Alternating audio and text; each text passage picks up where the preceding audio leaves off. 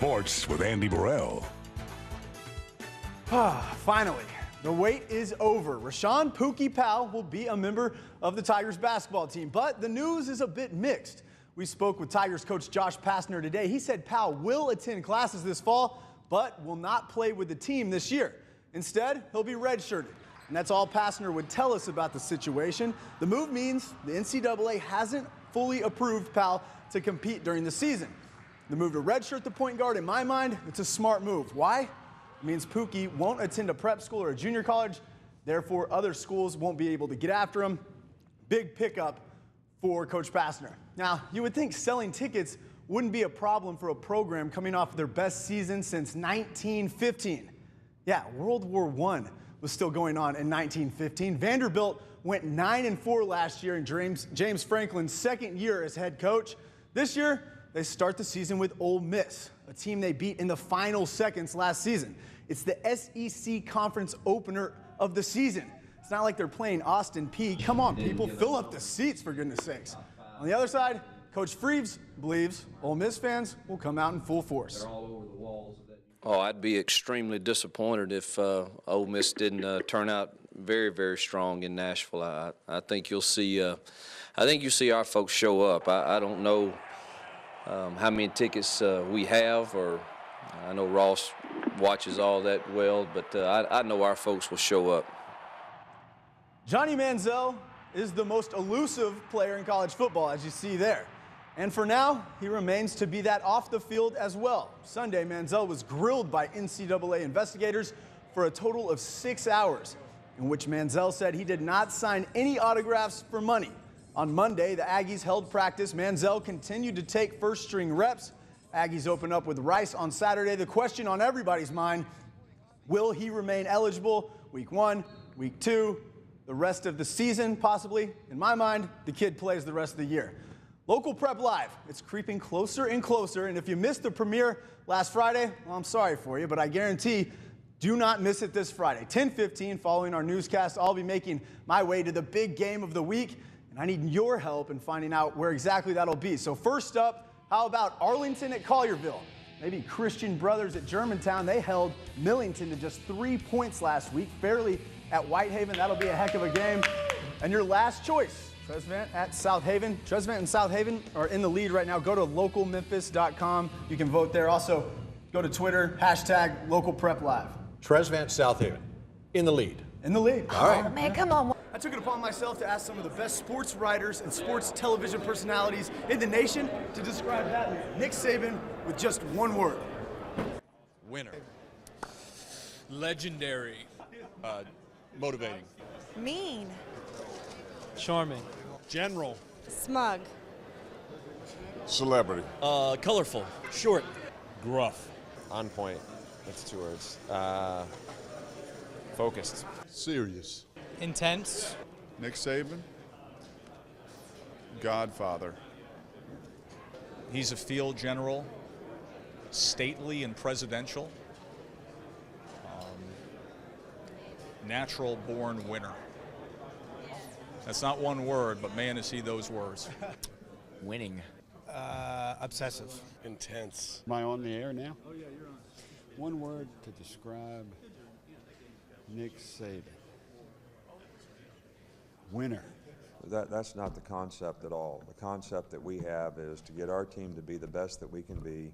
How can this team create a positive identity for themselves? How do they want to be remembered based on what they accomplish? And how can we as an organization get the maximum amount out of everybody in the organization so we give the players the best opportunity to do that? Okay, so he's not the most colorful, charming, or even the nicest guy. But you know what? He wins championships. In college football, that's all that matters. Reporting from Hoover, Alabama, Andy Burrell, CW30 Sports. Remember the years of Peerless Price, Peyton Manning, T. Martin, and Philip Fulmer? Wow, those were some unbelievable years in UT's history and part of a storied program. But that's nothing like the UT we've seen the last several years. That's why they brought in Butch Jones.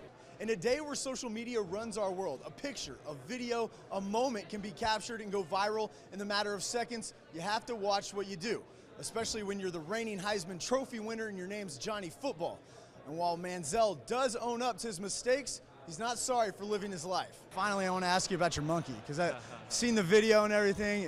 The monkey's gone, right? The monkey's gone, yeah. Okay, I'm sorry about that, man. But kind of just share with us one story that really sticks out about the monkey. Me and my wife went out to eat one night, put Sonny the monkey up in his room, put the dogs outside. We got a call about an hour and a half later from our neighbors saying that our dog and our monkey were walking around the neighborhood. So together? Yeah, I was riding my dog riding the back of the dog. Wow, so, yeah. That's great, man. Rest in peace, Sonny. Mike, welcome back to Memphis, man. Thanks so much. Kevin Vieira. I'm from Brooklyn, New York. I'm Spencer King-Smith. I'm an outside linebacker, defensive end from Austin, Texas. Trey Tamura. I'm going to be a sophomore this year. I'm from Manhattan Beach, California. All walks of life. That's because Rhodes College isn't just any college. The average SAT score of a student at Rhodes is around 1,300.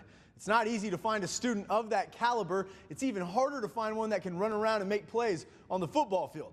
That's why head coach Dan Gritty and his staff touched down in 42 of the 50 states on the recruiting trail. Again, these aren't your average student athletes. We talk about Rhodes not being for everyone, okay? Rhodes is for someone who wants to excel at a high level of football and at a high level of academics. And once we have these special kids, to mold them into the champions we're going to become. When you think of football players, the common stereotype is that we're all meatheads or jocks. Runs a 40 and 6'5" flat. No sunshine. Not the case at Rhodes College. Biochemistry and molecular biology or neuroscience in hopes of one day becoming an orthopedic surgeon or a neuroscientist, maybe even a neurosurgeon. Pre-law. Oh, wow. Man, what kind of law are you trying to do, man? I actually want to be a sports agent. Oh, wow. All right, you can represent me. Okay. History with a minor in African American studies. Okay, and what do you want to do, Kevin? I ultimately want to be a sports broadcaster. I want to. So you're trying to take my job? Just in a couple years, I'm gonna let you get your pension first. Get right. I took the MCAT like 2 weeks ago. I'm a political science major, but I want to get into communications and broadcasting. Okay, so what do you want to do eventually? Eventually, I'd love to work for ESPN. So if anybody's watching this, go ahead and hit me up, give me a call. I'm a computer science major. Do something in marketing and advertising later on in life, maybe a little sales. Just trying to shake some hands right now and see who I can meet, you know. But don't kid yourself, these men can play ball too. 6-3, the best record of the decade, and the team plans on running the table this season. The SAA is for our taking. Like this is it. Our time is now. Rhodes brings back all but 2 starters on defense, and on offense, they bring back 5 offensive linemen and their quarterback. Talking with players today, anything less than a perfect season would be underachieving. In the studio, Andy Burrell, Local 24 Sports. Going into the season, the expectations have never been bigger for third-year quarterback Jake Locker. But he's not going to be able to have the year he wants to without these 2 guys right here, Chris Johnson and Chance Warmack. The key to any offense starts up front. Yes, it's a rare luxury when you have a 2,000-yard back like Chris Johnson and a dual-threat quarterback like Jake Locker. But neither of those 2 individuals can elevate their game without some help up front. Well, he's very conscientious. He wants to be at his best. He wants to know everything now. He thinks he should know the whole game like already. In 3-4 days, he wants to have everything down cold like the veterans do. So that's he frustrates himself over that, but I think that's a good thing, though. But he looks good. I mean, he's getting better every day at different things we're working on. But, I mean, physically, he's going to be fun to watch all year round. His technique's getting better. He's got a lot of things to work on, but he's definitely going to help us be a better offensive line. And that's exactly why the Titans drafted the big man from Alabama, the 10th overall pick, Chance Warmack. Go! Take one! Another big change for this offense is the scheme. 6-year Titans coach Dal Logans has taken over play calling duties, and he's all about simplifying the offense and getting the most out of his players. And believe me, there are plenty of playmakers on this offense. Nate Washington is in his 9th NFL season and has taken it upon himself to be the leader of the Titans receiving corps. Coach Lockins has made this offense a little more simpler than it was in the past. So it's going to open some things up for us to just play fast. This core that we have now can be one of the most talented that I've ever been a part of in 9 years in the league. So we have all the tools from top to bottom. We just have to make sure, like I said, every single day we're going out there pushing each other to get better, pushing each other to not accept anything less than greatness. In a division that features the Houston Texans and the rising Colts, it's going to be a tough climb to the top for the Titans, but with a new offense and a new mentality, they're hoping they can get it done in 2013. Reporting from St. Thomas Sports Park, Andy Burrell, Local 24 Sports.